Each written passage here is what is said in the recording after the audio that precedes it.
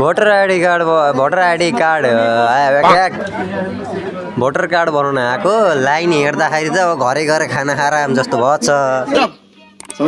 अब पछाडि छ भने त्यत्रो लामो छ, ठिकै छ बसौँला। अब भोट दिनै पर्छ, नदिउँ भन्नाले नि घरै बसौँला बनाइहालौँ न होइन। तल 5-6 हजार दिन्छु भोट हालिदिनु त भने चाहिँ हालिदिनु पर्ला, नत्र त त्यत्तिकै हो। अब कोही आएर तर मैले 5-6 हजार दिन्छु, हामी सच्चावाला जेन्जी हो, त्यही भएर यो नचलाएको क्या हामीले, नत्र हामी चलाइन्छ। तर किनकि हाम्रो भोट हाल्ने पालो हाल्यो त्यही अब जेन्जी भइसकेपछि हालिहालौँ र देशको भलाइ गरिदिउँ भनेको के अरे। अब यहाँ भलाइ गर्दा गर्दा आफ्नो कसले भलाइ गरिदियो, देशको भलाइ गर्दा गर्दा आधी देश बिकिसक्यो, हामी मात्र बाँकी होइन बिकेको।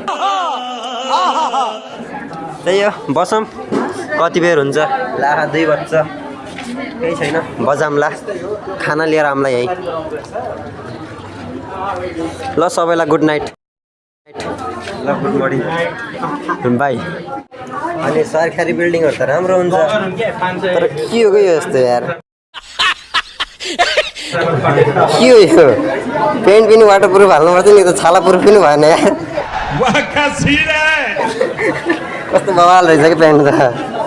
घरबाट मेकअप नलागिकन आएर यहाँ टस्से नि भइहाल्दो रहेछ, फाइदा हुँदो रहेछ सरकारी पेन्ट लगाएको। लास्ट लामो लाइन थियो, आफूको त भ्याइएर आइयो, लास्ट ठुलो लाइन छ 2 तल्ले माथि हो, बहुत लाइन छ।